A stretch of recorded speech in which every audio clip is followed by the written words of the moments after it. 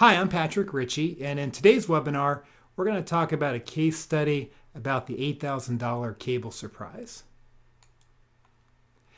Down payment assistance programs are a fantastic way for people to get into a home prior to actually saving the money themselves, or getting a gift from a relative, or raiding their retirement savings to get their down payment. So a lot of different counties and cities will have down payment assistance programs, but they're going to have their own guidelines. So while a lot of the programs might follow FHA, they usually are FHA, although they can be conventional or VA or even USDA rural housing. They're probably going to have some requirements that go a little bit above and beyond what the other programs might require just on their own if somebody had their own down payment. A lot of times you'll have income restrictions. The income restrictions might be based on household size, stuff of that nature. So basically they can make their own rules because they're controlling the money. So a borrower decides that this is a great opportunity to purchase a house. So she goes out and gets pre-qualified, gets approved. Everything looks good. She's got her approval letter. She starts looking for a house, but there's nothing on the market that she's really that interested in. She wants to make sure that she's getting into something long-term, and there's really nothing in the range that she's looking at and the type of house that she's looking at. She's just not finding something that's really grabbing her. So what she decides to do is, when her apartment lease ends, she decides to just move in with some family. So temporarily she's going to live with the family and continue to look, and when the right house comes along, she'll be ready to move forward. So a few months later, she does find that perfect house.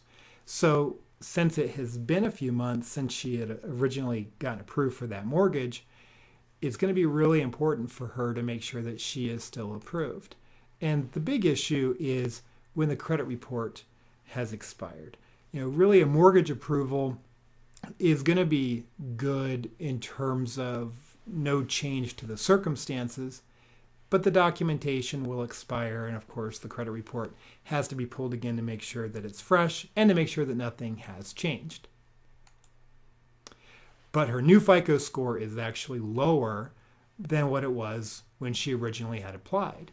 So this can certainly affect somebody's ability to qualify, because it's always going to be based on the current credit report. So the new report showed a decline on the credit score of about 70 points. Now, originally she had a 690 FICO credit score. And remember, when I say FICO credit score, the FICO score is what's used in mortgage lending 100% of the time. So a lot of times consumers get a credit score that's not the FICO score, so that's why I'm intentionally saying FICO credit score. But her score dropped down to a 620. So she's dropped 70 points. So obviously something significant has happened between when she first applied for the mortgage to where she's at right now. So why did this happen? Well, the cause was a $200 collection from her cable company. So a collection showed up on her credit report from the time that when she first had applied to now. Now keep in mind, she moved out of her apartment when her lease ended and moved in with family. So it could be a lot of things. It could have been she didn't pay the final bill. It could be that she didn't return equipment. It could be any of these things. So the first thing to do for a borrower is to contact whoever the creditor is, in this case a collection agency. It's been sent to a collection agency. So she's going to have to call the cable company and find out what exactly happened. Why is it that she owes $200 to them? Because she actually did pay the final bill. So the bill was paid. It wasn't a matter of not paying the final bill.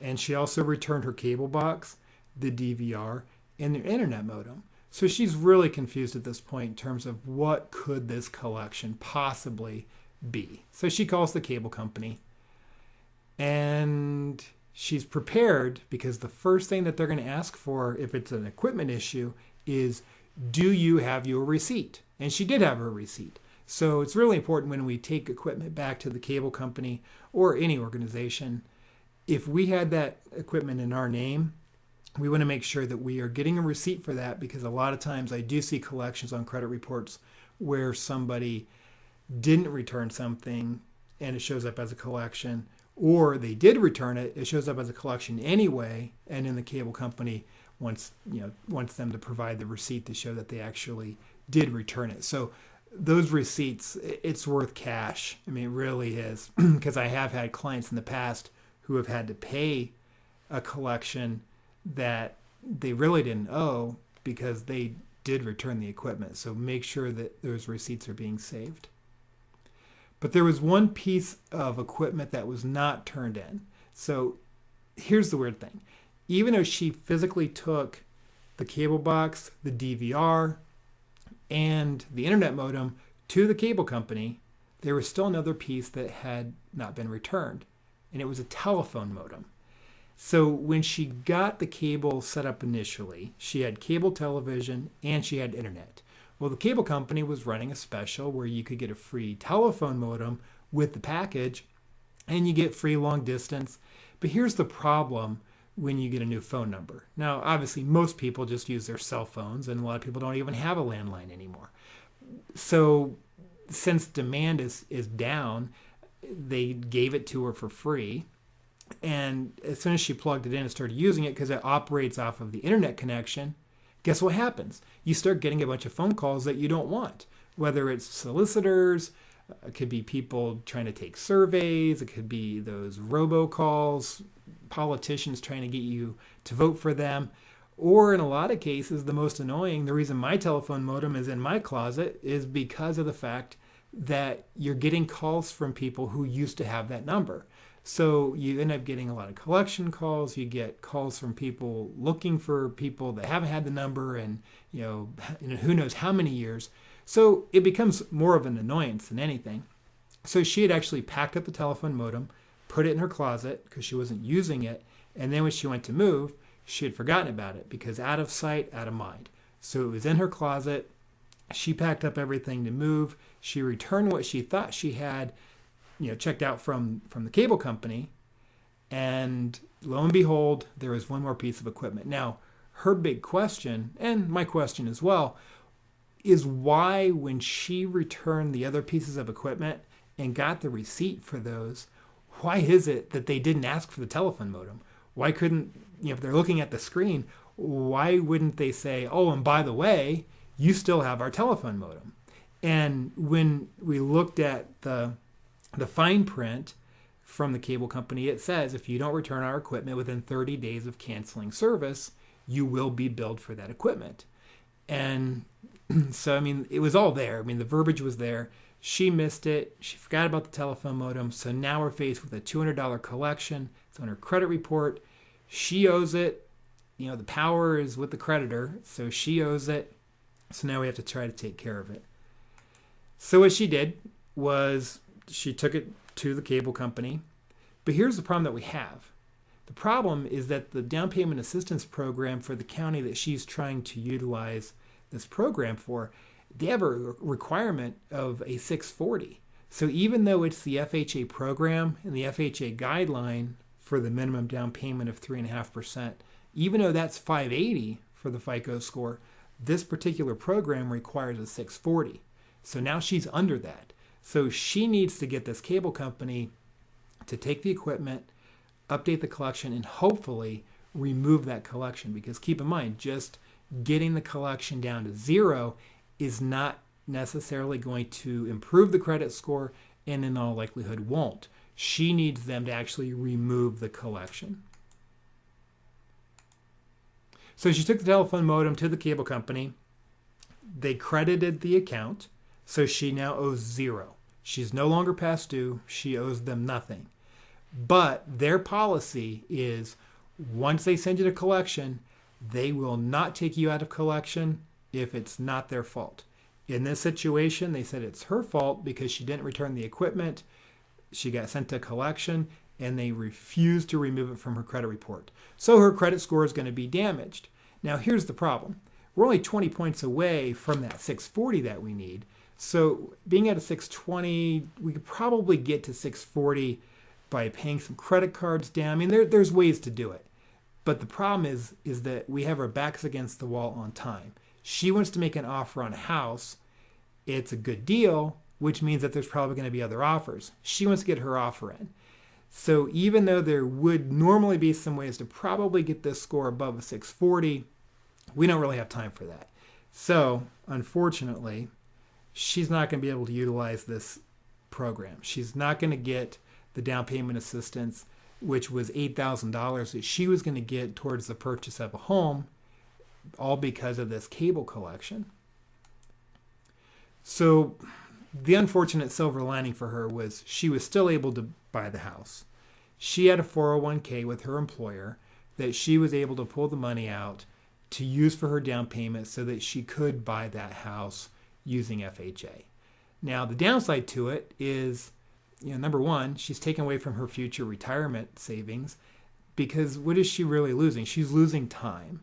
You can only put in so much per year, and the compounding effect of the interest, it's costing her much more than the amount that she took out for the down payment. So it really would have been nice if she could have utilized that down payment assistance program. But unfortunately, she had this thing that happened out of the blue. Obviously, it's her fault that she didn't return that telephone modem. It was an oversight. Obviously, that happens to people all the time. It's just unfortunate that the cable company couldn't have helped her out and actually remove the collection. But, it's a chance that we take. We don't know if a creditor will remove a collection or if they will not. It's always worth it to ask. You should absolutely always ask. And if they say no, hey, at least you tried. But if they would have said yes, in that situation, we could have done like a rapid rescoring, would have gotten that score back up to the 690 relatively quickly, probably within 72 hours to a week. So unfortunately, we didn't win in this situation. But she still got her house. She's happy that she's got a place to live long term. It's just unfortunate she had to pull it out of her retirement account to get it. But I guess the other bright side is at least she had the resources to do that. So I guess in the end, that's a good thing. So the lesson, details matter. We want to keep track of the details, especially when we move. When you're moving and you're packing things up, especially if it's a temporary move until you get into your permanent home, make a checklist. What are the documents that I need? What do I need to check up on? All that stuff. And especially when it comes to the cable company, make sure that you are getting that equipment back to them. Another question that came up is, why didn't they just send her a letter? Why didn't they make a phone call? They didn't really have a good answer for that. You would think, okay, if you're missing $200 in equipment, wouldn't you call about it? Wouldn't you at least spend the money for a letter and a stamp and an envelope to try to get it back? But they claim that unless she had confirmed her new address with them, that they don't let the mail forward. Some excuse that was kind of lame. So just keep that in mind. The burden is on us. If we have the equipment, we've got to get it returned. Make sure it's accounted for. Make sure that you save your receipt, because the details absolutely matter. The details in this situation cost somebody $8,000. So it is significant, or at least it can be. So join us next time. I'm Patrick Ritchie with the Credit Literacy Project. Check out the blog, more videos, books, other types of information about credit at creditliteracyproject.com. Thanks for joining me today.